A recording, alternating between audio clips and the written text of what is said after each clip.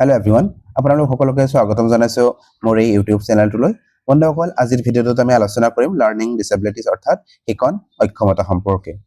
আমাৰ যে বিভিন্ন ধৰণৰ শিকন অক্ষমতা আছে, যেনেকুৱা ধৰণৰ ডিসলেক্সিয়া, ডিসগ্ৰাফিয়া, ADHD, লোকোমোটৰ ডিসেবিলিটিজ, সেৰিব্ৰেল পালসি, গোটেইখিনি ইয়াত মানে ডিসেবিলিটিজখিনিৰ বিষয়ে আজি ইয়াত আলোচনা কৰিম। আৰু দেৰি নকৰি পুনঃপুনি ষ্টাৰ্ট কৰিছো। আৰু চাব, এই যে আমাৰ লাৰ্নিং ডিসেবিলিটিজখিনি যে আছে, এই লাৰ্নিং ডিসেবিলিটিজখিনি অকল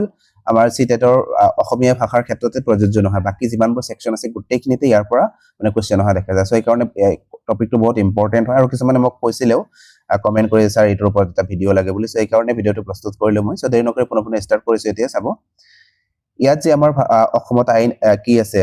শিকনৰ বিভিন্ন ধৰণৰ অক্ষমতা আছে, এইবোৰৰ বিষয়ে প্ৰথমে এটা এক্ট অনা হৈছিল, আইন এটা বনোৱা হৈছিল। ইয়াত চাব, মই গোটেইখিনি বস্তু লিখিছো ইয়াতে যে ভাৰতৰ অক্ষমতা সম্পৰ্কে আটাইতকৈ গুৰুত্বপূৰ্ণ আইনখন হৈছে RPWD Act 2016। ইয়াত কি কৈছে চাব, RPWD Act যেটো আছে, প্ৰথমে PWD Act আছিলে। প্ৰথমে কি কৰা হৈছিলে, PWD Act নামেৰে নামকৰণ কৰা হৈছিল। আৰু এটো প্ৰথমে অনা হৈছিলে কেতিয়া, 1995। সো চাব, ইয়াৰ ওপৰতে কেতিয়াবা কোৱেশ্চন আহিছে, এই যে শিকন অক্ষমতা আছে বা এই ডিসেবিলিটিজখিনি যে আছে, এই ডিসেবিলিটিজখিনি মানে কেতিয়া অনা হৈছিলে, কোনটো আইনৰ জৰিয়তে অনা হৈছিলে, মনত ৰাখিব 1995 চনৰ PWD Actৰ জৰিয়তে ইয়াক অনা হৈছিল। আৰু প্ৰথম অৱস্থাত কি কৰা হৈছিলে, সাতটা লাৰ্নিং ডিসেবিলিটিজৰ কথা আছিলে বা অক্ষমতাৰ কথা আছিলে। আৰু পিছলৈ কি কৰা হল, ইয়াক বঢ়াই দিয়া হল। আৰু হেতু আটাইতকৈ গুৰুত্বপূৰ্ণ যেটো হৈছে কি, RPWD Act 2016, মানে right to person with disabilities act যেটো আছে 2016, বা দিব্যাংগ অধিকাৰ আইন যাক কোৱা হয়। এটো কি হয়, 2016ত এই 1995ৰ যেটো এক্ট আছিল, ইয়াক কি কৰিলে মানে শুধৰণি কৰি 2016ত 21 প্ৰকাৰ ডিসেবিলিটিজৰ কথা ইয়াত মানে উল্লেখ কৰিলে। ইয়াত চাব 21 বিধ অক্ষমতাৰ কি কৰা হৈছে, ইয়াতে অন্তৰ্ভুক্ত কৰা হৈছে। আৰু এই 21 বিধ যিখিনি মানে অক্ষমতা আছে, ইয়াৰ ভিতৰত কিছুমান আমাৰ কাৰণে বহুত গুৰুত্বপূৰ্ণ হয়, আৰু সেইখিনি আজি লৈছো মই ইয়াত। তো দেৰি নকৰি এতিয়া চাওঁ বাকি যিখিনি আছে অক্ষমতাখিনি আছে কেনেকুৱা ধৰণৰ আছে। সো এইবোৰৰ বিষয়ে চাগে আপোনালোকে পাইছে অলৰেডি। প্ৰথমে আছে ডিসলেক্সিয়া, মানে পঢ়াৰ অক্ষমতা যেটো আছে, বা ৰিডিং ডিসেবিলিটিজ বুলি আমি ক'ব পাৰি, বা ইয়াক ডিসলেক্সিয়া বুলি মেইনলি কোৱা হয় ইয়াক। আৰু তো চাব, এই যে কি আছে এটা লাৰ্নিং ডিসেবিলিটি যেটো আছে ডিসলেক্সিয়াটো কি হয়, যে এইটো এটা আটাইতকৈ সাধাৰণ শিক্ষণ মানে ক্ষমতাৰ কথা কোৱা আছে, আটাইতকৈ সাধাৰণ, মানে এইটো সচৰাচৰ চলি থাকে আৰু প্ৰায়বোৰ ষ্টুডেন্টৰ লগতে তেনেকুৱা ধৰণৰ দেখা যায়। পঢ়ি থাকোতে কেতিয়াবা ভুল হোৱা দেখা যায়। তো তেনেকুৱা ধৰণৰ। আৰু সো ইয়াত চাব, এই যে মানে ডিসলেক্সিয়া যেটো আছে, এইটো কেনেকুৱা ধৰণৰ হয়। সাপোজ ইয়াত দিয়া আছে যে বি যেটো আছে, বি বৰ্ণটো পঢ়োতে তেওঁ ডি বুলি পঢ়িব পাৰে, বা যেটো ওয়াজ বুলি দিয়া আছে, ওয়াজটোক তেওঁ স বুলি পঢ়িব পাৰে। তো তেনেকুৱা ধৰণৰ কি কৰিছে, পঢ়াৰ ক্ষেত্ৰত মানে কঠিনতা তেওঁ যেতিয়া পাব, মানে কোনো এটা বস্তু পঢ়ি আছে, পঢ়ি থাকোতে তেওঁ বস্তুখিনি ভালকে মানে পঢ়িব পৰা নাই। সাপোজ আমি পাইছিলো ন ঈশান অৱস্থাৰ কথা, তাৰ এজামিন পৰ এই মুভিখনত ঈশান অৱস্থি যে আছিলে, তেওঁ আছিলে কেনেকুৱা ধৰণৰ, এই লাৰ্নিং ডিসেবিলিটিজ থকা এজন শিশু আছিলে। আৰু তাত কি হৈছিলে, এই যে বৰ্ডখন আছে, এই বৰ্ডখন যে আছে, বৰ্ডখনত বিভিন্ন ধৰণৰ বৰ্ণ বা শব্দবোৰ যে লিখা থাকে, সেই শব্দবোৰ তেওঁ ধৰিব নোৱাৰে ভালকে। আৰু তাত কি থাকে, শব্দবোৰ অলপ মানে তেওঁ ডান্সিং কৰা নিচিনা দেখা পায়, বা শব্দবোৰ উলটা কৰি মানে তেওঁ উলটা তেনেকুৱা ধৰণৰ দেখা পায়। আৰু সাপোজ এইটো এ আছে ন, এইটোক তেওঁ এনেকুৱাকে নেদেখি এনেকুৱাকে দেখে, মানে মিৰৰ ইমেজৰ নিচিনাকে তেওঁ উলটাকে দেখে, বা বস্তুখিনি তেওঁ মানে পঢ়াৰ ক্ষেত্ৰত সেইকাৰণে তেওঁৰ অসুবিধা হয়, মানে যেন ডান্সিং কৰি আছে তেনেকুৱা ধৰণৰ শব্দখিনি। সো এই যে তেনেকুৱা ধৰণৰ যে প্ৰবলেম আছে, সেই প্ৰবলেমখিনিক আমি কি বুলি ক'ব পাৰো, ডিসলেক্সিয়া বুলি ক'ব পাৰো। মনত ৰাখিব। সো ইয়াত মেইনলি কি হয়, শিকনৰ ক্ষেত্ৰত অক্ষমতা হ'ব, আৰু এটা বৰ্ণ আন এটা বৰ্ণৰ নিচিনাকে তেওঁ পঢ়িব পাৰে। এটা আছে নেক্সটৰ একে, ইয়াত আছে ডিসগ্ৰাফিয়া। ডিসগ্ৰাফিয়া কি হয়, এইটো হৈছে লিখনৰ অক্ষমতা, মানে আমি যেতিয়া লিখি থাকো, লিখনৰ ক্ষেত্ৰত যেনেকুৱা ধৰণৰ পঢ়াৰ ক্ষেত্ৰত আমাৰ মানে কি হ'ল অসুবিধাৰ সৃষ্টি হ'ল, ঠিক তেনেকুৱা ধৰণৰ মানে লিখাৰ ক্ষেত্ৰতো কি হ'ব পাৰে, আমাৰ প্ৰবলেম হ'ব পাৰে। মানে হাতৰ আখৰ একদম মানে ইমানেই বেয়া যে হাতৰ আখৰবিলাক ধৰিব নোৱাৰি, বা তেওঁ এটা বৰ্ণ লিখোতে আন এটা বৰ্ণ লিখি পেলাইছে, যেনেকুৱা ধৰণৰ আমি অলৰেডি পালো ন, মানে বি টো মানে পঢ়োতে ডি বুলি পঢ়িছিলে, ঠিক তেনেকুৱা ধৰণৰ বি টো লিখোতে তেওঁ মানে বি টো নিলিখি ডি টো লিখি দিছে, বা এনেকুৱা ধৰণৰ যি সমস্যা আছে আৰু লিখনৰ ক্ষেত্ৰত, ইয়াক আমি কি বুলি ক'ব পাৰো, ডিসগ্ৰাফিয়া বুলি ক'ব পাৰো, বা লিখন অক্ষমতা। মনত ৰাখিব। ইয়াত কি কৈছে চাব, ই হাতৰ লিখা আৰু সূক্ষ্ম মটৰ দক্ষতা বা ফাইন মটৰ স্কিলৰ সৈতে জড়িত। আৰু এইটো কি হয়, লিখনটো আমাৰ যি ফাইন মটৰ স্কিল আছে, মানে আমাৰ সৰু সৰু যিখিনি মটৰ আছে, যেনেকুৱা ধৰণৰ হাতৰ আঙুলিখিনি যে আছে, আঙুলিখিনি ব্যৱহাৰ কৰি আমি কি কৰো, লিখি থাকো ন। সো সেইকাৰণে ইয়াক কি কৰা হৈছে, ফাইন মটৰ স্কিল বুলি কোৱা হৈছে। মনত ৰাখিব। তাৰপিছত কৈছে শিশুৱে সঠিকভাৱে পেন্সিল বা কলম ধৰিব নোৱাৰে, মানে তাত কি হয়, কেতিয়াবা ফাইন মটৰ স্কিলত তেওঁলোকে, এইটো একচুৱেলি ডিসগ্ৰাফিয়াৰ ভিতৰত পৰে যদিও এইটো মানে তাৰ লগত জড়িত হৈ আছে বুলি কোৱা হৈছে ইয়াতে, যে মানে কলম ধৰোতে বিভিন্ন ধৰণৰ অসুবিধা হ'ব পাৰে, ফাইন মটৰ স্কিল তেওঁ মানে কি নহয়, ইমান ভাল নহয়। আৰু লিখতে আখৰৰ মাজত কি হ'ব,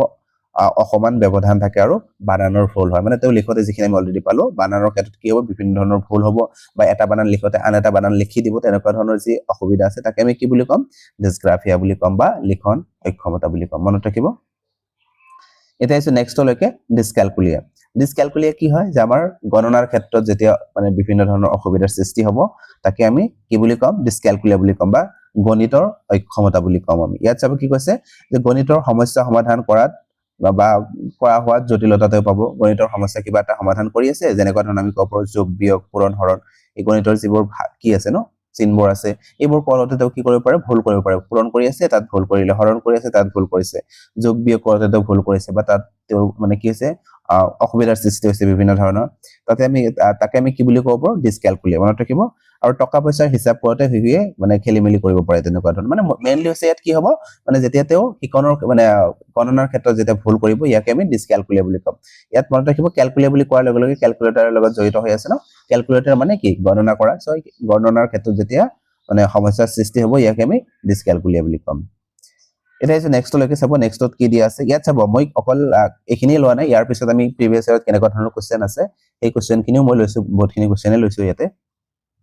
ইয়াত চাব 4 নম্বৰত কি দিয়া আছে ডিসপ্ৰেক্সিয়া কি হয় যে ইয়াত চাব কি দিয়া আছে যে শৰীৰৰ সমন্বয়ৰ অক্ষমতা বা মটৰ স্কেল ডিসেবিলিটিজ এটো হয় বা মাংসপেশী নিয়ন্ত্ৰণ আৰু শৰীৰৰ সমন্বয়ৰ অভাৱ মানে ডিসপ্ৰেক্সিয়া কি হয় যে তেওঁৰ যি মাংসপেশীখিনি আছে বা শৰীৰৰ যি মানে সমন্বয়খিনি আছে সেই সমন্বয় তেওঁ কৰিব পৰা নাই ডিসপ্ৰেক্সিয়া তাকে আমি কি বুলি ক'ম ডিসপ্ৰেক্সিয়া বুলি ক'ম তেওঁৰ মাংসপেশীখিনি ইমান মানে কি নহয় উন্নত নহয় তেওঁ ভালকে খোজকাঢ়িব নোৱাৰিব কোনো এটা বস্তুৰ সহায় লৈ হেতু কি কৰিব খোজকাঢ়িব তেনেকুৱা ধৰণৰ যিখিনি আমি মানুহ পাওঁ ইয়াক আমি কি বুলি ক'ব পাৰোঁ ডিসপ্ৰেক্সিয়া বুলি ক'ব পাৰোঁ মনত থাকিব তাৰ পিছত চাব ইয়াত মানে আমি ক'ব পাৰোঁ হ্যান্ড আই কোঅৰ্ডিনেশন তেওঁৰ মানে কি নহব ঠিক নহব ইমান মানে তেওঁৰ আমি যে লিখি থাকোতে কি কৰিছো আমি কলম ধৰিছো হাত আৰু কি কৰিছে চকুৰে এখিনি চাই আছে তেনেকুৱা ধৰণৰ হ্যান্ড আই কোঅৰ্ডিনেশন যেটো আছে বা কোন এটা বস্তু ওপৰৰ ফালে দলিয়াই দিয়া গৈছে এটো তেওঁ হাতেৰে যে ধৰিব এফালে চাব আৰু আনফালে তেওঁ কি কৰিব মানে হাতটো দিব তেনেকুৱা ধৰণৰ মানে তেওঁৰ অসুবিধা হ'ব পাৰে ইয়াক আমি কি বুলি ক'ব পাৰোঁ মানে ডিসপ্ৰেক্সিয়া বুলি ক'ব পাৰোঁ তাৰ পিছত ইয়াত কিছুমান উদাহৰণ লৈছে চাব যে বুটাম লগোৱা চাৰ্টৰ বুটাম লগোৱাৰ ক্ষেত্ৰত অসুবিধা হ'ব জোতাৰ ফিটা বন্ধাৰ লগত মানে তেওঁৰ অসুবিধা হ'ব পাৰে বা বল ধৰাত তেওঁ অসুবিধা সৃষ্টি হ'ব পাৰে সো তেনেকুৱা ধৰণৰ হ্যান্ড আই কোঅৰ্ডিনেশন যেতিয়া তেওঁৰ কি হ'ব দুৰ্বল হ'ব একেবাৰে তে আমি তাক কি বুলি ক'ম ডিসপ্ৰেক্সিয়া বুলি ক'ম এটা আছে নেক্সটলৈকে চাব নেক্সটত কি দি আছে ডিসফেচিয়া বা এফেচিয়া যেটো দি আছে এটো কি হয় মানে ভাষাৰ অক্ষমতা ডিসফেচিয়া কি হয় যে ভাষাৰ অক্ষমতা ইয়াক আমি যেতিয়া ক'ব পাৰোঁ যে সাপোজ মই কথা কৈ থাকোতে মই কথাখিনি ভালকৈ ক'ব পৰা নাই মানে মোৰ কথা কোৱাৰ ক্ষেত্ৰত মানে মাতটো স্পষ্ট হোৱা নাই বা বাজি আছে মই ভালকৈ মোৰ যিখিনি মনৰ ভাৱ আছে এক্সপ্ৰেছ কৰিব পৰা নাই সো কথা কোৱাৰ ক্ষেত্ৰত যেতিয়া মোৰ অসুবিধা হ'ব ইয়াকে কি বুলি ক'ম ডিসফেচিয়া বুলি ক'ম ইয়াত আৰু এটা কথা দিছে চাব ইয়াতে এফেচিয়া বুলি যেটো দি আছে এফেচিয়াটো কি হয় এই ডিসফেচিয়া যেটো আছে এটোক আমি ঠিক কৰিব পাৰোঁ মানে এটো মানে এনেকুৱা ধৰণৰ হয় যেটো আমি ঠিক কৰিব পাৰোঁ মানে তেওঁৰ জন্মতে তেনেকুৱা ধৰণৰ মানে অসুবিধা হোৱা নাই মানে কি কয় আমি পালছৰ তেনেকুৱা ধৰণৰ অসুবিধা হোৱা নাই তেওঁ ঠিকে আছিল কিন্তু পিছত গৈ তেওঁ কি হ'ল এনেকুৱা ধৰণৰ কিছুমান অসুবিধাৰ সৃষ্টি হয় যেনেকুৱা ধৰণৰ আমি ক'ব পাৰোঁ মানে টুটলাই থাকে ন কিছুমান মানুহে এখিনি আমি কি কৰিব মানে ঠিক কৰি ল'ব পাৰোঁ আৰু যিখিনি আছে এফেচিয়া যেটো দি আছে এই এফেচিয়া বুলি দিয়াৰ লগে লগে ইয়াক আমি ঠিক কৰিব নোৱাৰিম এটো তেওঁৰ জন্মতে তেনেকুৱা ধৰণৰ নিউৰলজিক্যাল প্ৰবলেম হৈছে তেওঁ কি কৰিব নোৱাৰে কথা ক'ব নোৱাৰে তেনেকুৱা ধৰণৰ হ'ব পাৰে সো ইয়াত মনত ৰাখিব ডিসফেচিয়া বুলি আমি ক'লে ঠিক কৰিব পাৰোঁ আৰু এফেচিয়া বুলি ক'লে ইয়াক আমি কি কৰিব নোৱাৰো ঠিক কৰিব নোৱাৰো তেনেকুৱা ধৰণৰ মনত ৰাখিব এতিয়া ডিসফেচিয়া আমি পালো ন কথা কোৱাৰ ক্ষেত্ৰত তেওঁৰ সমস্যাৰ সৃষ্টি হ'ব ইয়াত কি কৈছে চাব নিজৰ মনৰ ভাৱ ভাষাৰে প্ৰকাশ কৰা আৰু আনৰ কথা বুজি পোৱাত তেওঁৰ কি হ'ব বাধাৰ সৃষ্টি হ'ব মৌখিক যোগাযোগৰ ক্ষেত্ৰত তেওঁৰ সমস্যাৰ সৃষ্টি হ'ব সো ইয়াক আমি কি বুলি ক'ম ডিসফেচিয়া বুলি ক'ম এতিয়া আছে নেক্সটলৈকে চাব নেক্সটত কি দি আছে ADHD attention deficit hyper activity disorder আচ্ছা ইয়াত এক্টিভিটিটো একেলগে লাগি গ'ল ন ইয়াত চাব attention deficit hyper activity disorder কি হয় মানে ADHD তেওঁ একেবাৰে হাইপাৰ এক্টিভ হয় কোন এটা বস্তুৰ ক্ষেত্ৰত তেওঁ মনোযোগ ধৰি ৰাখিব নোৱাৰে মানে তেওঁ সাপোজ ক্লাস এটা কৰি আছে ক্লাসটো কৰি থাকোতে 40 মিনিট সাপোজ ক্লাসটো আছে তেওঁ 40 মিনিট একেৰাহে মনোযোগ দি থাকিব নোৱাৰে কোনেও নোৱাৰে তথাপিও তেওঁ কি হয় এনেকুৱা ধৰণৰ হাইপাৰ এক্টিভ হয় মানে 5 মিনিট পিছে ইফালে মানে ঘূৰি ফুৰিব মানে কি কৰিব এটেনশন দিব নোৱাৰিব তেনেকুৱা ধৰণৰ একেবাৰে হাইপাৰ এক্টিভ হৈ থাকিব যিখিনি মানুহক তাকে আমি কি বুলি ক'ব পাৰোঁ তেনেকুৱা ধৰণৰ হি হোক ADHD বুলি ক'ব পাৰোঁ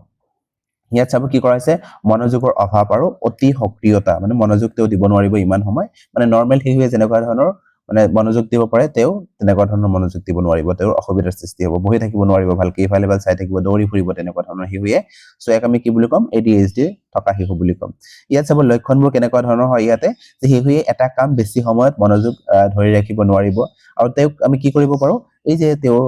এটা কাম যে বেছি সময় ধৰি ৰাখিব নোৱাৰে, মনোযোগ ধৰি ৰাখিব নোৱাৰে, তেওঁক আমি সেইকাৰণে এইটো যদি আমি আঁতৰ কৰিবলৈ চেষ্টা কৰোঁ, চাপ'জ এই 30 মিনিটৰ এটা কাম আছে, ইয়াক আমি কি কৰিব পাৰোঁ, 5 মিনিট কৰি কৰি আমি তেওঁক ভাগ কৰি সেই কামটো দিব লাগিব, তেতিয়াহে তেওঁ কিছু পৰিমাণে হ'লেও সেই বস্তুটোৰ প্ৰতি মনোযোগ মানে দিব পাৰিব। ইয়াত চাবা আচৰণৰ কথা কৈছে যে একে ঠাইতে স্থিৰ হৈ বহি নাথাকে, খুব চটফটাই থাকে, আৰু নিজৰ পাল কি কৈছে, নিজৰ পাল অহালৈ ৰৈ থাকিব নোৱাৰে। মানে তেওঁ যে একেবাৰে হাইপাৰ এক্টিভ হয়, তেওঁ কিবা এটা কৈ আছে, কোনোবাই আগৰ মানে মানুহজনে কিবা এটা কৈ আছে, তেওঁক সুধিছে, তেওঁ তেওঁৰ পাল পৰালৈকে বহি থাকিব নোৱাৰে, তেওঁ নিজেই কৈ থাকিব কিবা কিবি। চ' তেনেকুৱা ধৰণৰ যিখিনি শিশু আছে ইয়াকে আমি কি বুলি ক'ম, ADHD বুলি ক'ম। ইয়াত চাব শিক্ষকৰ কৰণীয় কি হয়, ইয়াত দিয়া গৈছে যে কাৰ্যকলাপবোৰ ছুটি ছুটি ভাগত ভগাই দিব লাগে, যিটো মই ক'লো অলৰেডি। মানে এই যিখিনি কাৰ্য আছে সেই কাৰ্যখিনি আমি কি কৰিব পাৰোঁ, তেওঁক সৰু সৰু মানে গোটত ভাগ কৰি দি তেওঁক কামখিনি কৰিব দিব পাৰোঁ, তেতিয়া তেওঁ কিছু পৰিমাণে হ'লেও মনোযোগটো থাকিব। চ' মনত ৰাখিব ADHD কেনেকুৱা ধৰণৰ হয়, মানে তেওঁ একেবাৰে হাইপাৰ এক্টিভ হয়, তেওঁ মনোযোগ ধৰি ৰাখিব নোৱাৰে বেছি সময়লৈকে, একেবাৰে অতি সক্ৰিয় হয়। এতিয়া আহিছোঁ নেক্সটলৈকে, ইয়াত দিয়া আছে চাব অটিজিম।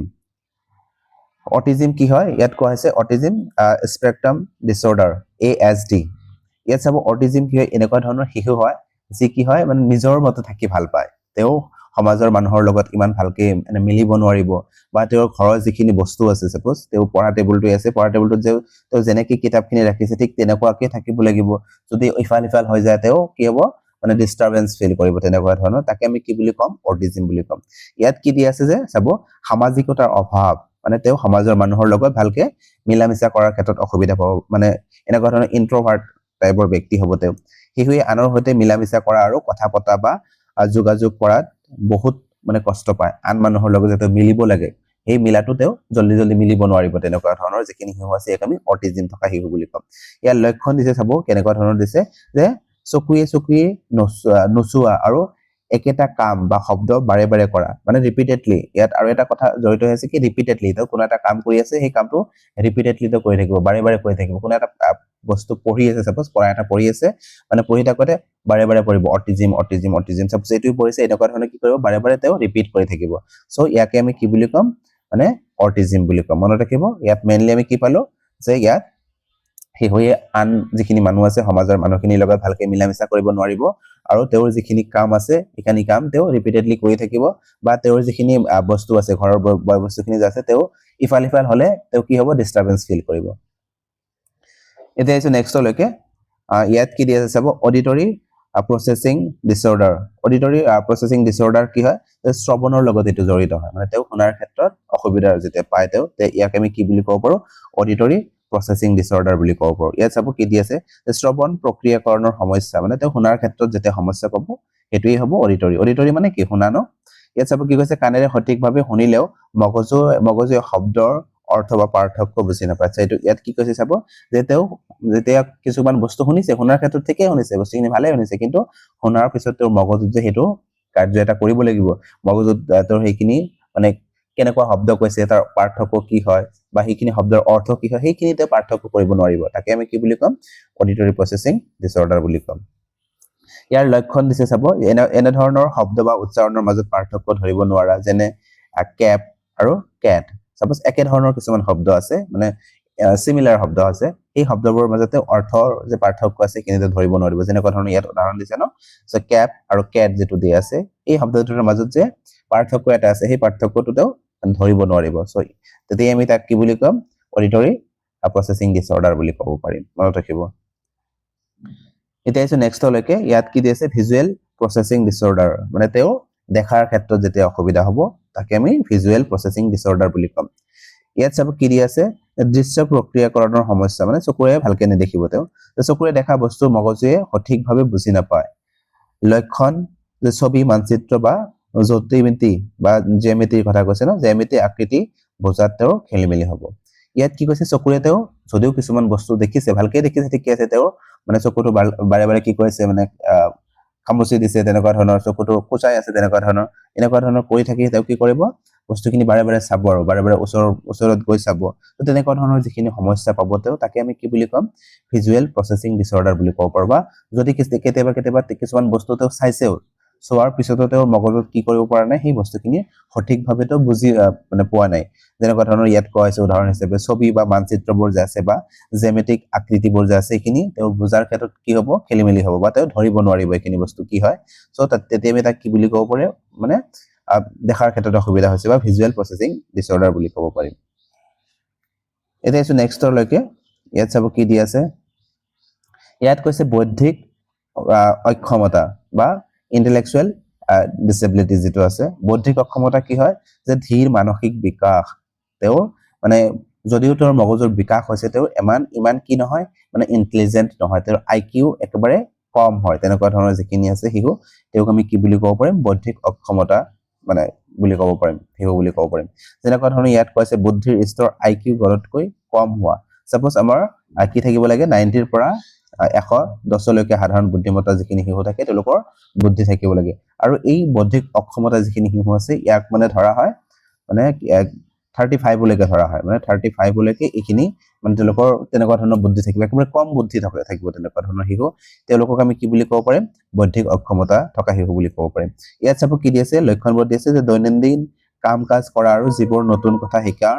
গতি অতি ধীৰ হয় মানে তেওঁলোকে মানে বস্তুখিনি আমি যেনেকুৱা ধৰণৰ মানে জলদি শিকিব পাৰিম ন তেওঁলোকে শিকিব নোৱাৰিব তেনেকুৱা ধৰণৰ তেওঁলোকৰ শিকাৰ প্ৰচেছটো একেবাৰে দুৰ্বল হ'ব মানে তেনেকুৱা ধৰণৰ কিছুমানৰ ভাগো দি আছে ন এই যে বৌদ্ধিক অক্ষমতা থকা ব্যক্তি আছে তাৰ মাজত বিভিন্ন ধৰণৰ ভাগ আছে আমাৰ ইমানবোৰ নালাগে যদিও মানে ইয়াত মনত ৰাখিব কিছুমান ক্ষেত্ৰত 35 বুলি ধৰা হৈছে আৰু কিছুমান ক্ষেত্ৰত মানে ইয়াত চাব 55 বুলিও মানে কিছুমান মানে কিহত বিভিন্নজনে বিভিন্ন ধৰণৰ কৈছিল ন কিছুমানে 55 বুলিও কৈছিল যে এই যে বৌদ্ধিক অক্ষমতা থকা শিশুবোৰ যে আছে 55 লৈকে তেওঁলোকৰ মানে আইকিউ লেভেল থাকে তো মনত ৰাখিব কিছুমান 35 বুলি কৈছে ইয়াৰো তিনিটা ভাগ আছে বা 55 বুলি যে কৈছে এবোৰক আমি কি কৰিব পাৰো বিভিন্ন ধৰণৰ ভাগত ভাগ কৰিব পাৰো সো এবোৰ আমাৰ ইমান নালাগে যদিও এইখিনি মনত ৰাখিব যে যিখিনিৰ আইকিউ একেবাৰে ল হয় একেবাৰে কম হয় বুজি নাপায় সাধাৰণ মানুহৰ দৰে তেওঁলোকক আমি বৌদ্ধিক অক্ষমতা থকা শিশু বুলি ক'ব পাৰিম তাৰপিছত চাব ইয়াতে লকোমোটৰ ডিসেবিলিটি যেটো দি আছে 11 নম্বৰত লকোমোটৰ ডিসেবিলিটিজ তো কি হয় তেওঁৰ মানে যিখিনি হাড় বা গাঁঠি আছে বা মাংসপেশীখিনি আছে সেইখিনি কি নহয় যে সমস্যাৰ বাবে খুজ কৰা বা লৰচৰ কৰাতেও বাধাৰ সৃষ্টি হ'ব লকোমোটৰ মানে হেতুৱে হয় যে হাড় বা মাংসপেশী যিখিনি আছে বা গাঁঠি যিখিনি আছে সেইখিনি তেওঁ মানে একেবাৰে মজবুত নহব একেবাৰে দুৰ্বল হৈ থাকিব তেনেকুৱা ধৰণৰ তেওঁ আমাৰ নৰমাল মানুহৰ নিচিনাকে মানে খুজ কৰা বা লৰচৰ কৰা বা দৌৰি ফুৰাত অসুবিধা হ'ব আৰু তে কি কৰিব লাগিব কোন এটা বস্তুৰ সহায় লৈহে তেনেকুৱা ধৰণৰ চলাফেৰা কৰিব লাগিব তেম এটা কি বুলি কম লকোমোটৰ ডিসেবিলিটিজ বুলি কম তাৰপিছত দি আছে সেৰিবেল পালসি বুলি যেটো দি আছে চাব এটো ইম্পৰ্টেন্ট হয় এটো চাই লব জন্মৰ সময়ত মগজুত আঘাত পোৱাৰ বাবে শৰীৰৰ ভাৰসাম্য হেৰুৱা সেৰিবেল পালসি কি হয় তেওঁ জন্মৰ সময়তে কিছুমান মগজুত আঘাত পাইছিলে কিবা এটা আঘাত হ'ব পাৰে সেই যিকোনো আঘাতৰ বাবে তেওঁ কি হৈছে শৰীৰৰ ভাৰসাম্যতা একেবাৰে হেৰুৱাই পেলাইছে তেনেকুৱা ধৰণৰ মানে যিখিনি কি আছে মানুহ আছে ইয়াক আমি সেৰিবেল পালসি থকা মানে মানুহ বা শিশু বুলি ক'ব পাৰো যেনেকুৱা ধৰণৰ চাব তেওঁ ঠিকে আছে মানুহ হিচাপে ঠিকে আছে তেওঁ মগজু মানে এনেকুৱা ধৰণৰ এটা ব্যাঘাত পাইছে যাৰ জৰিয়তে তেওঁ হাত ভৰি যিখিনি আছে তেওঁ শাৰীৰিকভাৱে ইফালৰ পৰা সিফালে লৰচৰ কৰিব নোৱাৰে তেনেকুৱা ধৰণৰ বহুত শিশু আজিকালি দেখা যায় ন সো তেনেকুৱা ধৰণৰ শিশুখিনিক আমি কি বুলি ক'ম সেৰিবেল পালসি ডিসঅৰ্ডাৰ থকা শিশু বুলি ক'ব পাৰিম আমি এতিয়া আছে চাব আৰু এটা দি আছে 13 নম্বৰত ড্ৰফিছি বা বাউনা বা কি হ'ব কি কৈছে বাউনা হ'ব লগা হোৱা মানে বাউনা যিখিনি আছে আমি একেবাৰে কিছুমান মানুহ এনেকুৱা ধৰণৰ দেখা পাও ন যিখিনি মানুহ কি হয় একেবাৰে দেখাত সৰু মানে চুটি চাপৰ যিখিনি মানুহ আছে তেনেকুৱা ধৰণৰ মানুহক ড্ৰফিছি কি কৈছে তে ড্ৰফিছিম বুলি কোৱা হৈছে বা বাউনা তেনেকুৱা ধৰণৰ মানুহ বুলি কোৱা আছে ইয়াত কিয় দি আছে চাব 4 ফুট 10 ইঞ্চিতকৈ কম যিখিনি মানুহ আছে 4 ফুট 10 ইঞ্চিতকৈ কম থকা মানুহখিনি তেনেকুৱা ধৰণৰ কি কৰা হৈছে এই যেটো ডিসঅৰ্ডাৰ আছে বা ড্ৰফিছিম বুলি কোৱা হৈছে বা বাউনা মানুহৰ মানে হাৰিত ধৰা হৈছে 4 ফুট 10 ইঞ্চিতকৈ যিখিনি কম আছে সেইখিনি চাব তাৰপিছত এসিড এটাক ভিকটিম এসিড এটাক আজিকালি বহুত হয় ন সো এই এসিড এটাক যিখিনি মানুহ আছে তেনেকুৱা ধৰণৰ ল'ৰা ছোৱালীখিনি যে আছে তেওঁলোকক কি কৰা হয় মানে এটা ডিসঅৰ্ডাৰ থকা বুলি ধৰা হয় তেওঁলোকক মানে ইয়াত কি হৈছে চাব এসিড আক্ৰমণৰ কি কৈছে শিকাৰ হোৱা ব্যক্তিসকলক এই আইনৰ অন্তৰ্ভুক্ত কৰা হৈছে মানে এসিড এটাক যিখিনি মানুহৰ হৈছে সেইখিনি মানুহক এই ডিসেবিলিটিছৰ মানে ক্যাটাগৰীত ধৰা হয় তাৰপিছত চাব ইয়াত আৰু কিছুমান দি আছে মানে ব্লাড ডিসঅৰ্ডাৰৰ ভিতৰত কিছুমান ভাগ আছে এইবোৰ মনত ৰাখিব মানে থেলাসেমিয়া এটো মানে মাজে মাজে আহিছে মই চাইছো থেলাসেমিয়া বা হিমো কি কৈছে এতে হিমোফিলিয়া আৰু সিকন সেল ডিজিট ইয়াত এটো নাহে চাব এই বেছিভাগ কি চাইছো আমি থেলাসেমিয়াটো চাইছো আৰু বাকি এই দুটা দি আছে এই দুটা ইমান মানে নাহে থেলাসেমিয়াটো মনত ৰাখি থব এটো এটা কি হয় মানে ব্লাড ডিসঅৰ্ডাৰ হয় তো যিখিনি তেজ আছে তেজৰ ক্ষেত্ৰত তেও কিবা সমস্যা আছে তাকে আমি কি বুলি ক'ব পাৰো এই ব্লাড ডিসঅৰ্ডাৰ বুলি ক'ব তাৰ পিছত বিভিন্ন ধৰণৰ ভাগ আছে ভাগৰ মাজত আপোনালোকে থেলাসেমিয়াটো মনত ৰাখি থব যে এটো ব্লাড ডিসঅৰ্ডাৰৰ এটা ভাগ হয় এতিয়া আইছো কোশ্চেনবোৰ ইয়াৰ পৰা কেনেকুৱা ধৰণৰ প্ৰিভিয়াস ইয়াৰত কোশ্চেন আহিছে চাব ইয়াত চাব প্ৰথম কোশ্চেনত দিয়া গৈছে যে পি কিউ বা পি কি কৰিছে তেও কিউ আৰু 6 ক 9 এইকেইটা পঢ়োতে আৰু লিখোতে হিহুয়ে প্ৰায় খেলিমেলি কৰে তলত দিয়ে কোনটো অসুবিধা থকা হিহুয়ে বা হিহুৰ এই খেলিমেলি বেছি হয় ইয়াত কি কৈছে চাব পি তেও কি কৰিছে কিউ বা 6 টু 9 বা বি টু ডি ছ টু ওয়াচ তেনেকুৱা ধৰণৰ তেও কি কৰিব পাৰে পঢ়াৰ ক্ষেত্ৰত অসুবিধা হ'ব পাৰে আৰু পঢ়াৰ লগে লগে তেও কি হ'ব পাৰে লিখাৰ ক্ষেত্ৰতো অসুবিধা হ'ব পাৰে যেও তেও যেতিয়া কোনোবা এজন হিহুয়ে পঢ়াৰ ক্ষেত্ৰত অসুবিধা কৰিব ন ভুলকে পঢ়িব তো লিখোতেও ভুলকে লিখিব তেনেকুৱা ধৰণৰ আৰু তো তলত দিয়া কোনটো অসুবিধা থকা হিহুৰ এনেকুৱা ধৰণৰ খেলিমেলি হয় বুলি আমি ক'ব লাগে অপচন নম্বৰ 1 ত কৈছে এনোমিয়া তাৰ পিছত কৈছে ডিসলেক্সিয়া তাৰ পিছত কৈছে খনুৱা বা কি কৈছে খুনাই ধৰা বা এফেচিয়া সো আমি এখিনি পালো ন অলৰেডি ইয়াত চাব এনিমিয়া যেটো দি আছে এটো একচুয়ালি তেনেকুৱা ধৰণৰ ডিসঅৰ্ডাৰ নহয় এটো এটা বেমাৰ হয় ব্লাডৰ কম হলে তাক আমি এনিমিয়া বেমাৰ বুলি ধৰো ন সো এটো ইয়াৰ ক্ষেত্ৰত শুদ্ধ নহব ডিসলেক্সিয়া তো আমি ধৰিব পাৰো ন বি টু যেটা ডি বুলি পৰিব পি টু কিউ বুলি পৰিব 6 টু 9 বুলি পৰিব তো তেনেকুৱা ধৰণৰ পঢ়াৰ আৰু লিখাৰ ক্ষেত্ৰত অসুবিধা হলে তাক আমি ডিসলেক্সিয়া বুলি কওঁ অপচন নম্বৰ 2 টো হ'ব ইয়াৰ শুদ্ধ উত্তৰ তাৰপিছত যদি আছে খনুৱা বা খুনাই ধৰা তেও কোৱাৰ ক্ষেত্ৰত অসুবিধা হ'ব যেতিয়া বা তেক আমি কি বুলি ক'ব ডিসপেসিয়া বুলি ক'ব তেনেকুৱা ধৰণৰ মানে কোৱাৰ ক্ষেত্ৰত যেটা অসুবিধা হ'ব মানে খুনুৱা তেনেকুৱা ধৰণৰ তুতলামি কৰে তেনেকুৱা ধৰণৰ সো এটো ইয়াত কোৱাছে এটো নহব এফেচিয়া তো আমি পালো ন কোৱাৰ ক্ষেত্ৰত অসুবিধা এটো হয় এফেচিয়া সো এটো পালো যে যেটো ঠিক নহয় আৰু প্ৰবলেমটো আগৰ পৰাই চলি আছে মস্তিষ্কত কিবা মানে ব্যাঘাতৰ কাৰণে তেনেকুৱা ধৰণৰ হৈছে বা জন্মতে তেও তেনেকুৱা ধৰণৰ হৈছে তেও এটো ঠিক কৰিব নোৱাৰো কিন্তু যেটো ডিসপেসিয়া আছে এটো আমি ঠিক কৰিব পাৰো এটা আছে নেক্সট কোশ্চেন টু লৈ কোশ্চেন নম্বৰ 2 ইয়াত কি কৈছে চাব এগৰাকী শিক্ষকে দেখিলে যে সপ্তম শ্ৰেণীৰ এগৰাকী ছাত্ৰই কাহিনী এটা পুনৰ কোৱাত অসুবিধা পায় তেও কণ্ঠস্বৰ স্পষ্ট নহয় আৰু তেও শ্ৰেণীত কোৱা শব্দবোৰৰ অৰ্থ ভালকৈ বুজিবও নোৱাৰে এই ধৰণৰ স্বাভাৱিক বিসংগতি কোৱা হয় তেও কি কৈছে এগৰাকী শিক্ষকে দেখিলে কেনেকুৱা ধৰণৰ দেখিলে যে সপ্তম শ্ৰেণীৰ এগৰাকী কি কৈছে ছাত্ৰই কাহিনী এটা পুনৰ কোৱাৰ ক্ষেত্ৰত অসুবিধা পাইছে মানে তেও মানে এনেকুৱা ধৰণৰ হৈছে যে তেও ফেস কৰাৰ ক্ষেত্ৰত অসুবিধা হৈছে মানে আন মানুহৰ আগত যেটো ক'ব লাগে তেনেকুৱা ধৰণৰ বস্তুখিনি এক্সপ্লেইন কৰিব লাগে হিকিনি কোৱাতেও অসুবিধা হৈছে সো এনেকুৱা ধৰণৰ তেও কণ্ঠস্বৰ স্পষ্ট নহয় সো এনেকুৱা ধৰণৰ যিখিনি অৰ্থ বুজি নাপায় সো এনেকুৱা ধৰণৰ হিউক আমি কোনটো ক্যাটাগৰীত ধৰিব পাৰো আমি পাইছো অলৰেডি এফএসএ বা ডিসফেসিয়া যেটো আছে তেনেকুৱা ধৰণৰ হিউকে কি কৰিব নোৱাৰিব আন মানুহৰ আগত তেও এক্সপ্ৰেছ কিনি বা তেওঁৰ যিখিনি মনত ভাৱ আছে এই ভাৱখিনি আনৰ আগত প্ৰকাশ কৰিব নোৱাৰিব সো এটো অপচন নম্বৰ 1 ত দিছে ডিসফেসিয়া 2 দিছে ডিসগ্ৰাফিয়া 3 দিছে ডিসপ্লেক্সিয়া আৰু ডিসক্যালকুলাস গোটেইখিনিৰ বিষয়ে আমি পালো ন সো ইয়াত যদি আমি চাব যে অপচন নম্বৰ যেটো 1 দি আছে ডিসফেসিয়া এটো হ'ব ইয়াৰ শুদ্ধ উত্তৰ এটা আছে নেক্সট লৈকে কোশ্চেন নম্বৰ 3 ইয়াত কি কৈছে চাব ডিসলেক্সিয়া হল এক প্ৰকাৰৰ ডেছ অৱস্থা যে শিক্ষাৰ্থীৰ ডেছ কৰাৰ ক্ষমতাক প্ৰভাৱিত কৰে ইয়াত কৈছে ডিসলেক্সিয়া যেটো দি আছে এটো কেনেকুৱা ধৰণৰ মানে অৱস্থা হয় এটা ইয়াত দি আছে শৰীৰবৃত্তীয় বা সমনীয়াৰ সৈতে মিলামিছা কৰা সামাজিকৰণৰ ক্ষেত্ৰত সংবেদী তাৰ পিছত কৈছে শাৰীৰিক আবেগিক আৰু স্নায়বিক সো আমি যদি চাব যাও ডিসলেক্সিয়াটো কেনেকুৱা ধৰণৰ হয় মানে এটো এটা স্নায়বিক বা নিউৰলজিক্যাল মানে আমি ক'ব পাৰো ডিসঅৰ্ডাৰ তেনেকুৱা ধৰণৰ হয় নিউৰলজিক্যাল মানে তেও যিখিনি কি আছে স্নায়ু আছে বা কি আছে নাৰ্ভ যিখিনি আছে সেইখিনিৰ ক্ষেত্ৰতে তেও কিবা অসুবিধা আছে আৰু তাৰ কাৰণে তেও কি হৈছে এই তেনেকুৱা ধৰণৰ মানে কি কৰিব পৰা নাই মানে ডিসলেক্সিয়াৰ শিকাৰ হৈছে সো এইখিনিক আমি কি কৰিব পাৰো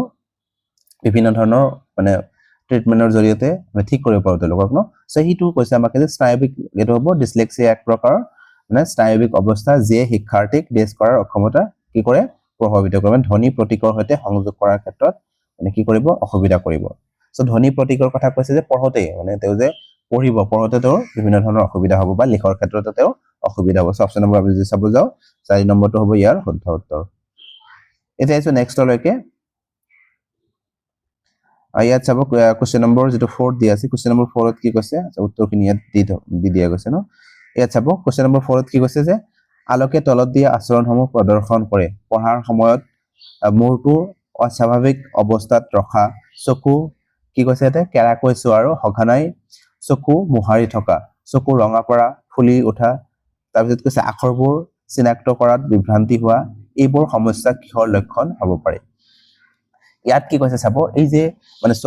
চকুৰে তেওঁ কি কৰিছে ভালকে দেখি পোৱা নাই চকু মোহাৰি আছে বা চকু তেওঁ ৰঙা পৰি গৈছে যাত চকু ফুলি উঠিছে এই তেনেকুৱা ধৰণৰ চকুৰ সমস্যাৰ ক্ষেত্ৰত যিখিনি মানে তেওঁৰ প্ৰবলেম হৈছে ইয়াক আমি কি বুলি ক'ব পাৰিম অটিজম বুলি ক'ব পাৰিম অটিজমটো নহবই যোগাযোগ সম্পৰ্কীয় বিকাৰ এটাও নহব দৃষ্টি সম্পৰ্কীয় সমস্যা অপচন নম্বৰ যেটো 3 দি আছে এটা হ'ব ইয়াৰ শুদ্ধ উত্তৰ এটা আছে নেক্সটলৈকে কোৱেশ্চন নম্বৰ 5 ইয়াত কি কৈছে চাব যে নিতাই সদায় যোগ কৰাৰ সময়ত হাতত থকা সংখ্যাটো বা কেৰি অভাৰ ডিজিট যোগ কৰিবলৈ পাহৰি যায় এটো এক প্ৰকাৰ বৈশিষ্ট্য ইয়াত কৈছে যে নিতাই গৰাকী ছাত্ৰী আৰু তেওঁ কি কৈছে হাতত থকা সংখ্যা সাপোজ ইয়াত কি কৰাইছে সাপোজ যিকোনো এটা সংখ্যা লৈছো ইয়াতে 5 3 বুলি লৈছো তাৰপিছত প্লাস কৰা হৈছে ইয়াতে যেনিবা 7 9 এটোৰ লগত কি কৰা হৈছে প্লাস কৰিবলৈ দিয়া গৈছে সো 9 আৰু 3 কিমান হ'ব 12 12 ৰ 2 হ'ব হাতত কেৰি কিমান থাকিব 1 এটা কেৰি থাকিব আৰু 5 7 কি হয় 12 হয় সো এই 12 টোতেও ডাইৰেক্ট লিখি দিছে এই কেৰি যে এটা 1 থাকিলে হাতত যে এটা 1 থাকি গল এটোতে ইয়াৰ লগত যোগ কৰা নাই তেও এই এনেকুৱা ধৰণৰ যে অসুবিধা পালে এই অসুবিধাক আমি কি বুলি ক'ব পাৰো সো আমি নিশ্চয় জানো ইয়াক কি বুলি ক'ব পাৰিম ডিসক্যালকুলিয়া অপচন নম্বৰ 3 টো হ'ব ইয়াৰ শুদ্ধ উত্তৰ এটা আছে নেক্সট কোৱেশ্চন টলৈ কোৱেশ্চন নম্বৰ 6 কোৱেশ্চন নম্বৰ 6 ত কি কৈছে চাব এই শিক্ষণ অক্ষমতা বা লাৰ্নিং ডিসেবিলিটিছৰ কোনটো কাৰকৰ বাবে হয় মানে লাৰ্নিং ডিসেবিলিটিছ কিহৰ কাৰণে হয় অপচন নম্বৰ 1 ত কৈছে বংশগত বা বংশানুক্ৰমিক কাৰক তাৰপিছত কৈছে শাৰীৰিক কাৰক পাৰিপাৰ্শ্বিক কাৰক ওপৰৰ আটাইকেইটা সো আমি যদি চাব যাও শিক্ষণ অক্ষমতাৰ ক্ষেত্ৰত এই গোটেইখিনি কাৰকে কি কৰে ভূমিকা পালন কৰে সেই কাৰণে অপচন নম্বৰ 4 টো হ'ব ইয়াৰ শুদ্ধ উত্তৰ ওপৰৰ আটাইকেইটা এটা আছে নেক্সট কোৱেশ্চন টলৈ কোৱেশ্চন নম্বৰ 7 ইয়াত কি কৈছে চাব অৰুৰ বুদ্ধি পৰীক্ষাৰ বা ইন্টেলিজেন্ট টেষ্টে হোসায় যে তাইৰ বুদ্ধি গড় বা উচ্চ গড় মানে তাইৰ যে বুদ্ধি আছে সেই বুদ্ধিখিনি কেনেকুৱা ধৰণৰ হয় এভাৰেজ বা তাতকৈ মানে ভাল অলপ তেনেকুৱা ধৰণৰ পৰ্যায়ৰ হয় কিন্তু পঢ়া বানান সমাজ বিজ্ঞান আৰু বিজ্ঞানত তাইৰ নম্বৰ বা গ্ৰেড বহুত কম কিন্তু কি কৈছে তেওঁ পঢ়া বা বানানৰ ক্ষেত্ৰত বা সমাজ বিজ্ঞান আৰু বিজ্ঞানত তাইৰ নম্বৰ বা গ্ৰেড বহুত কম পায় তাৰ পিছত কৈছে চাব আনহাতে গণিতৰ গ্ৰেড যথেষ্ট ভাল আৰু লিখন দক্ষতাও সন্তোষজনক তেওঁৰ লিখাটো বহুত ভাল কিন্তু যেটো গণিত আছে গণিতৰ ক্ষেত্ৰতো বহুত ভাল হয় খালি তেওঁৰ পঢ়া আৰু বানান বা সমাজ বিজ্ঞান তেনেকুৱা ধৰণৰ যিখিনি সাবজেক্ট আছে সেইখিনিৰ ক্ষেত্ৰত তেওঁৰ অসুবিধা আছে তেনেকুৱা ধৰণৰ হিহুক আমি কি বুলি ক'ব পাৰিম সো নিশ্চয় আমি পালো ন ডিসলেক্সিয়া হ'ব ইয়াৰ শুদ্ধ উত্তৰ ডিসলেক্সিয়া মানে কি হয় মানে পঢ়াৰ ক্ষেত্ৰত তেওঁৰ অসুবিধা হ'ব বা লিখাৰ ক্ষেত্ৰত যেতিয়া তেওঁৰ অসুবিধা হ'ব সো ইয়াত পঢ়াৰ ক্ষেত্ৰত অসুবিধা লিখাৰ ক্ষেত্ৰত হ'ব সো ইয়াত আমাক কৈছিলে যে তেওঁৰ লিখাটো ঠিকই আছে সন্তোষজনক হয় তেওঁ গণিতটো ভালকে লিখিব পাৰিছে বা গণিতখিনি ভালকে তাত বহুত ভাল নম্বৰ এটা পাইছে সো ইয়াক আমি কি বুলি কম ডিসলেক্সিয়াটো হ'ব ইয়াৰ শুদ্ধ উত্তৰ এটা আছে নেক্সটলৈকে কোৱেশ্চন নম্বৰ 8 কোৱেশ্চন নম্বৰ 8 ত কি হৈছে চাব যে মনোযোগৰ অভাৱত অতি সক্ৰিয়তা বিকাৰ বা ADHD থকা এজন শিক্ষাৰ্থী তলৰ কোনটো বৈশিষ্ট্য থকাৰ সম্ভাৱনা বেছি মানে ADHD থকা যিখিনি শিক্ষাৰ্থী আছে তেওঁৰ ক্ষেত্ৰত কোনটো বৈশিষ্ট্য থকাৰ সম্ভাৱনা আটাইতকৈ বেছি হ'ব ইয়াত অপচন নম্বৰ 1 ত কৈছে মনে মনে বহি কাম কৰাৰ প্ৰৱণতা দুইত কৈছে সহজেই মনোযোগ ভংগ কৰি বিচলিত হোৱাৰ প্ৰৱণতা সো আমি যদি চাব যে অপচন নম্বৰ 2 দি আছে এটো হ'ব ইয়াৰ শুদ্ধ উত্তৰ তেওঁ কি কৰিব নোৱাৰিব মনোযোগ বেছি সময়লৈকে ধৰি ৰাখিব নোৱাৰিব এটা আছে নেক্সটলৈকে কোৱেশ্চন নম্বৰ 9 ইয়াত কি কৈছে চাব যে কোনটো স্নায়বিক বিকাশমূলক সমন্বয় বিকাৰ বা নিউৰলজিক্যাল ডেভেলপমেন্ট কোঅৰ্ডিনেশন ডিসঅৰ্ডাৰ শিশুৰ শিকন অক্ষমতা সৃষ্টি কৰে ইয়াত কৈছে যে কোনটো স্নায়বিক বিকাশমূলক সমন্বয় বিকাৰে কি কৰিছে শিশুৰ শিকনৰ অক্ষমতাৰ সৃষ্টি কৰিব ইয়াত আমি চাব অপচন নম্বৰ 1 ত কৈছে ডিসফেচিয়া দুইত কৈছে ডিসথাৰিয়া তিনিত কৈছে ডিসফ্ৰেক্সিয়া আৰু চাৰিত কৈছে ইয়াত কি কৈছে ডিস অটনিয়া সো এনেকুৱা ধৰণৰ আমি পোৱা নাই ডিস অটনিয়া বুলি সো যদি আমি সাপোজ অপচন নম্বৰ 3 দি আছে ডিসফ্ৰেক্সিয়া তো ইয়াৰ শুদ্ধ উত্তৰ হ'ব তেওঁ কি কৰিছে হ্যান্ড আই কোঅৰ্ডিনেশনৰ ক্ষেত্ৰত অসুবিধা হৈছে স্নায়বিক বিকাশ মানে বিকাৰ তেওঁৰ হৈছে সেই কাৰণে অপচন নম্বৰ 3 টো হ'ব ইয়াৰ শুদ্ধ উত্তৰ এটা আছে নেক্সটলৈকে কোৱেশ্চন নম্বৰ 10 কোৱেশ্চন নম্বৰ 10 ত কি কৈছে চাব যে এজন শিশুৰ বহিত লিখাৰ ক্ষেত্ৰত কিছুমান ভুল দেখা পোৱা গৈছে যেন উলটা ছবি দাপনাত দেখাৰ নিচিনা ইত্যাদি এনে শিশু তলৰ কোনটো লক্ষণ প্ৰদৰ্শন কৰিছে তেওঁ কি কৰিছে কোন এটা বস্তু লিখিছে তেওঁ বহিত যে লিখিছে সেই লিখাখিনিৰ ক্ষেত্ৰত কি হৈছে মানে অসুবিধা হৈছে মানে কোন এটা বস্তু লিখিছে দাপনাত দেখাৰ নিচিনাকে তেওঁ উলটাকে লিখি থৈছে তেওঁ লিখিছে ঠিকই কিন্তু দাপনাত আমি পালো নহয় এটো লিখিছে এটো লিখতে তেওঁ কি কৰিছে এটো এনেকুৱা ধৰণৰ আছে তেওঁ এনেকুৱা ধৰণৰ উলটাকে লিখি দিছে তো তেনেকুৱা ধৰণৰ যেতিয়া অসুবিধা পাম আমি তাক আমি কি বুলি ক'ব পাৰো ইয়াত চাব অপচন নম্বৰ 1 ত কৈছে শিকন অক্ষমতা শিকন কঠিনতা শিকন সমস্যা আৰু শিকন অসুবিধা সো এটো কি হ'ব শিকনৰ অক্ষমতা হ'ব বা লাৰ্নিং ডিসঅৰ্ডাৰ বুলি আমি ক'ব পাৰো অপচন নম্বৰ 1 টো হ'ব ইয়াৰ শুদ্ধ উত্তৰ এতিয়া আছে নেক্সট লৈকে কোৱেশ্চন নম্বৰ 11 অৰ্থাৎ আজিৰ ভিডিওৰ শেষৰটো কোৱেশ্চন ইয়াত কি কৈছে চাব এজন শিশুৱে লিখাৰ ক্ষেত্ৰত নিয়মীয়া অসুবিধাৰ সন্মুখীন হৈছে তাই আখৰ গঠন আৰু শব্দৰ মাজত ব্যৱধান ৰক্ষা কৰাৰ ক্ষেত্ৰত প্ৰত্যাহ্বান অনুভৱ কৰে এই বৈশিষ্ট্যসমূহ তলৰ কোনটো শিকন অক্ষমতাৰ দিশলৈ ইংগিত কৰে ইয়াত কৈছে এজন শিশুৱে লিখাৰ ক্ষেত্ৰত তেওঁ অসুবিধা পাইছে ন সো লিখাৰ ক্ষেত্ৰত যেতিয়া অসুবিধা পাব ইয়াক আমি কি বুলি কম ডিসগ্ৰাফিয়া বুলি কম অপচন নম্বৰ 2 টো হ'ব ইয়াৰ শুদ্ধ উত্তৰ সো আজিৰ ভিডিওতে কেটা কোৱেশ্চন আলোচনা কৰাৰ লগতে মানে এই টপিকটো যে আছিল টপিকটো আলোচনা কৰিলে যদি ভিডিওবোৰ ভাল পায় লাইক আৰু শেয়াৰ কৰিব আৰু এতিয়াও যদি আমাৰ চেনেলটো সাবস্ক্ৰাইব নকৰাকৈ আছে সাবস্ক্ৰাইব কৰি কাষত থকা বেল আইকনটো দবাই ৰাখিব ভিডিওটো শেষলৈ চোৱাৰ বাবে ধন্যবাদ